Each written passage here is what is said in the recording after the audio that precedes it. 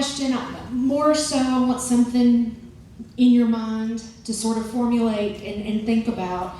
I am a prosecutor here in Washington County, and I am primarily responsible for the prosecution of crimes against kids. Mm-hmm. So I do a lot of work with Department of Children's Services. Mm-hmm. We have some wonderful people that work with our kids here in Washington County, but we have a shortage of foster homes. Mm-hmm. So what we see in East Tennessee, not just Washington County, is a lot of our kids are being placed in DCS offices. Mm-hmm. Not just in Washington County, but all over the state.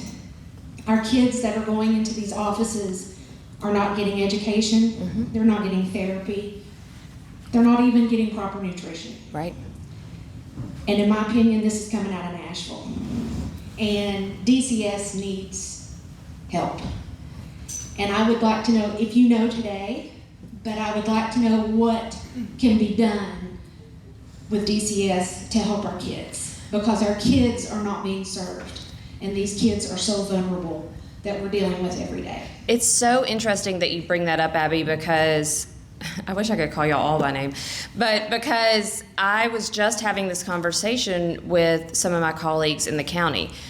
I get a report every day of what's happening with the Memphis Safety Task Force, and they keep saying like 10 juveniles missing recovered.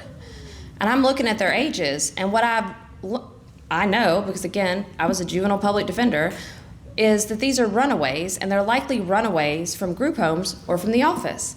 And if Pam Bondi scoops them up, do you know where they're going? Back to the office.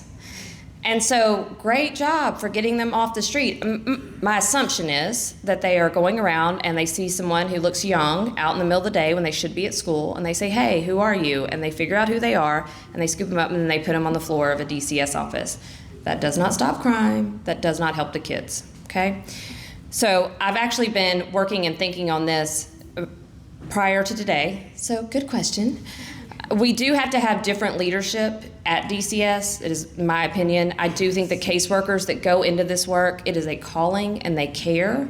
I'm not trying to lay this on their laps, but they need to be better paid and they need to be better resourced. We've got to have wraparound services for these kids, and we are going to have to figure out a way to incentivize good foster families, right? Not everybody can foster. I've definitely seen that in my life too. But good foster families